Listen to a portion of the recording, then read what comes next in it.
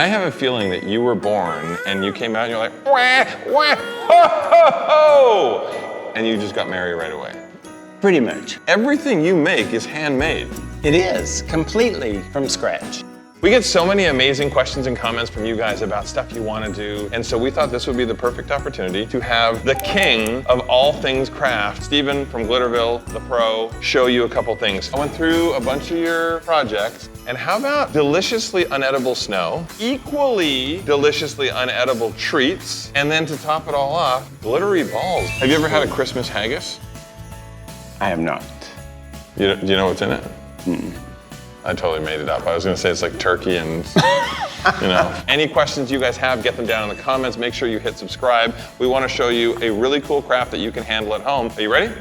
Okay, then let's start with the deliciously unedible snow, the perfect holiday craft. How much of this can you make in one session? As long as the shaving cream and glue holds out, we can make it all day. On this project, there's a 100% chance of snow. I like that. Okay. Yeah. You've always heard people say you can't eat yellow snow. Also, don't eat this because it's not going to be good for your tummy. Yellow snow. When you think of the holiday season, one of the main things you think about is snow. I really love this project because you can use it for lots of different applications. You can put it on a tree, you can put it on a craft. You only need shaving cream, the real puffy one that comes in a can like this, and some white school glue. When you mix these two things together, something really magical happens. Now, you want to do 50-50, half glue and half shaving cream. So I'm going to start with the shaving cream. I like to just squeeze some out in a measuring cup, and I'm going to put that into the bowl. Looks like I might need a little more. Now I can add my glue. There's no real measurement, but I think this is about 50%. I'm gonna pour the glue onto the shaving cream, and what happens is a chemical reaction takes place. You think two simple ingredients couldn't make something really fun, but they do. I'm just gonna start stirring that up, and it actually looks like snow cream.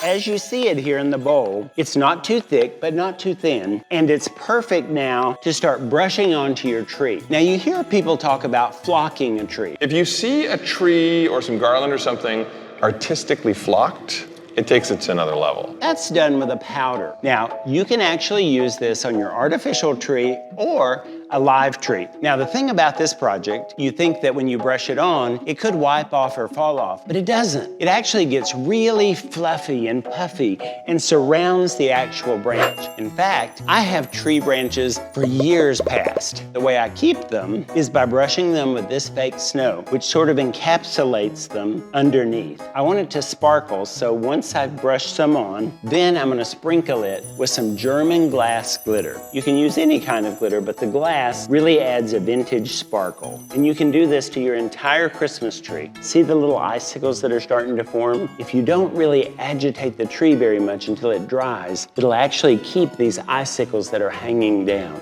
Now, we can also add this kind of puffy snow to crafts and paper mache as well, or a centerpiece on the table. So it's extremely versatile. I'm sure it will surface at some point during the holiday season, because who doesn't need a little bit of snow? And just remember, make snow and make every day a holiday.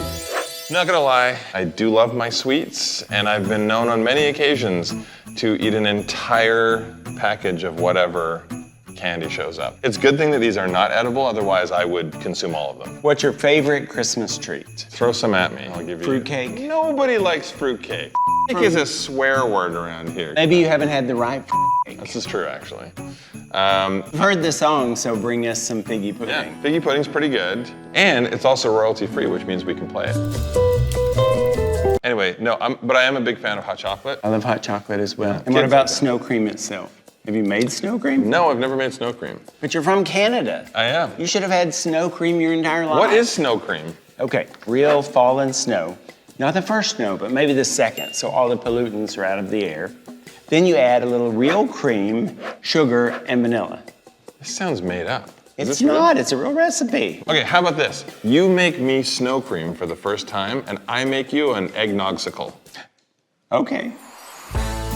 Now these are artificial sweets that you can use in all of your holiday displays this Christmas season. The only thing you're going to need are some silicone molds like this one, which come in little bundt cakes, they come in little buttons, and little tiny chocolates. There's all different kinds on the market. And as long as they're silicone, they'll surely work. What we're gonna pour into them is regular plaster of Paris, just like you get at the hardware store. You just need to take some of the plaster of Paris and put it into a measuring cup or a glass container and add some water. Now the consistency should also be about like that of pancake batter. Stir this up until it's a pretty good consistency. The more water it has in it, the longer it takes to dry. So we don't want it to be too thin, about like this. And if it is a little bit too thin, you can always add just a little more plaster, but not much because it becomes a game of a little plaster, a little water, a little plaster, a little water. Okay, once you've gotten that consistency, you're gonna pour it into the silicone mold. And once you've poured it into the mold, just agitate it a little bit and set this aside. Here's a couple that I did earlier, and they're ready to release. And you can see that you just peel down the silicone and voila, a perfect little cake for the holidays. Now, I've taken this one and painted it brown, so it's like a little figgy pudding. And I've cast this little dollop as my cherry, which I painted red. To make it look like frosting, I've got some Quick Seal bathtub caulk in white. And I'm just gonna take a little of this, just like I'm frosting a cake, and I'm gonna put that around the center before adding the cherry.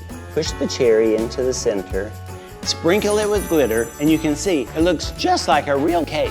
You can do a whole table full of these treats, all different flavors, so you can make an entire buffet. So I hope you give this project a try.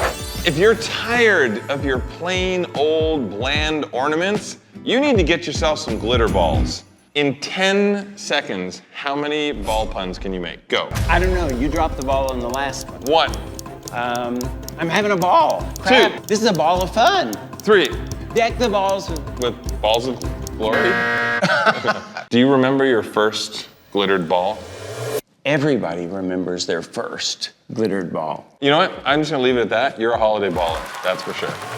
Now these are like creating old world Christmas glass for your tree. You're gonna start with a clear glass ball like this one that I picked up at the craft store for about $1. You're gonna remove the top and lay it aside. Now you know in all of these projects, I'm trying to use something that will be familiar to Jonathan. So for this one, it's floor wax. And this wax will be the glue that holds all of the swirly glitter inside the ball. I'm gonna take a little of the floor wax, pour it into the opening of the ball, cover the top with my thumb, and shake it up.